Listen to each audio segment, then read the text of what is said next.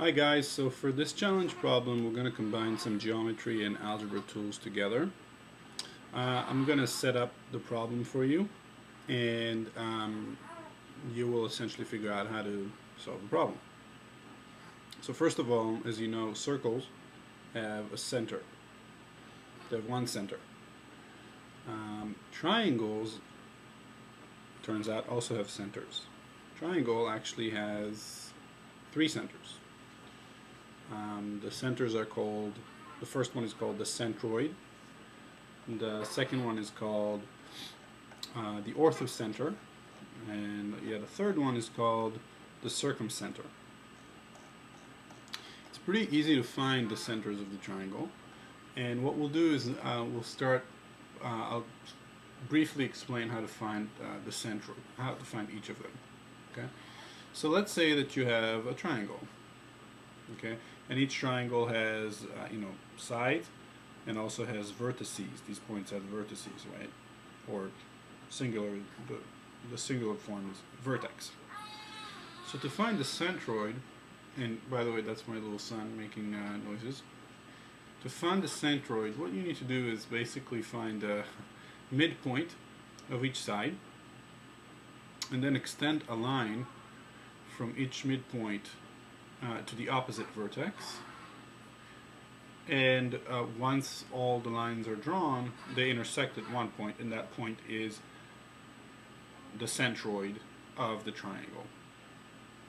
Okay, that's the first center that we're gonna look at. The second center is the orthocenter, and the orthocenter is basically found by looking at the intersection of all the altitudes of the triangle.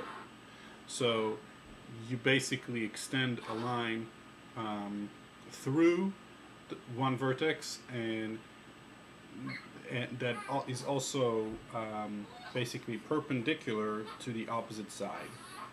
Okay, and that's essentially one of the altitudes of the triangle. Now the triangle is going to have three altitudes. Okay, and basically each altitude is a line that crosses a vertex and that is perpendicular to the side opposite to that vertex. And when those three lines intersect, they form a point, and that point is the center. And now, what center it is? It's the orthocenter, specifically. Now, the final one is called the circumcenter, and that's found by, again, finding the midpoints of the triangle. Hello. And give me one sec, actually. I have to take care of my little cute one. Okay, and we're back. So to find what we call the circumcenter, the last center, what you have to do is you have to take the three midpoints, and you basically draw a perpendicular line to the side for which you found the midpoint. So for example, this is side BD, you found a midpoint, so this is BD, and you draw a perpendicular line to BD, and then you find the midpoint of AD, which is this one, and you draw a perpendicular line to that, and you find the midpoint of BA, and you draw a perpendicular line to that. These three lines will intersect, and the point of intersection is called the circumcenter. Sometimes the circumcenter is outside of the triangle, sometimes it's inside of the triangle. The neat thing is that you'll see that once you find the three centers, they should fall on a straight line. So for example, these are three centers for one triangle, and they fall on a straight line. And as you can see, some of them fall outside of the triangle itself.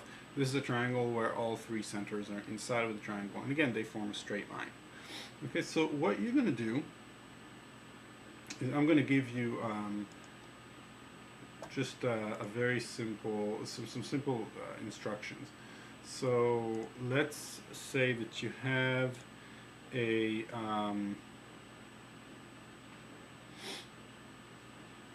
give me one second here. Let's say you have a triangle, and let's say we got points 3, 4, and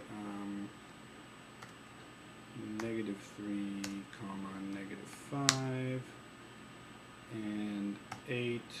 comma, -2. Okay, and so we're going to actually make this triangle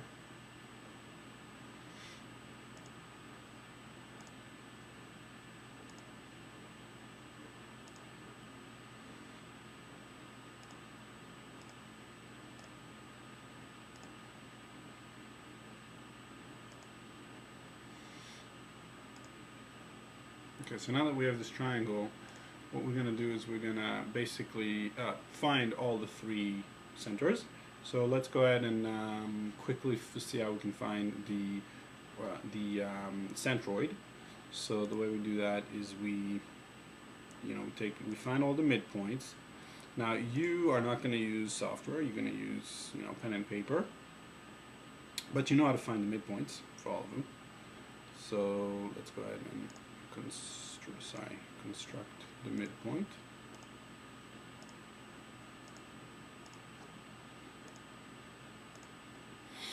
Okay, and as we said, we're going to basically connect these midpoints to the opposite vertex.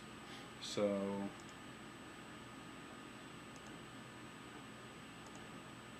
that's 1. That's 2, and that's 3. And as you can see, we get the centroid. Now we can find easily what the coordinates of the centroid are. In this case, it's 2.67, so 2 2/3, and -1. And then I want you to find the other two centers.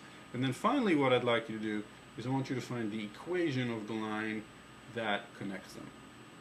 Now, to do that, remember, you have to use a lot of your algebra skills. In other words, you're going to find the midpoints, you're going to find the coordinate of the midpoints, then you're going to find the equation of each of those lines, the equation of each of the lines to find the centroid. You're going to use a system of linear equation to find the center.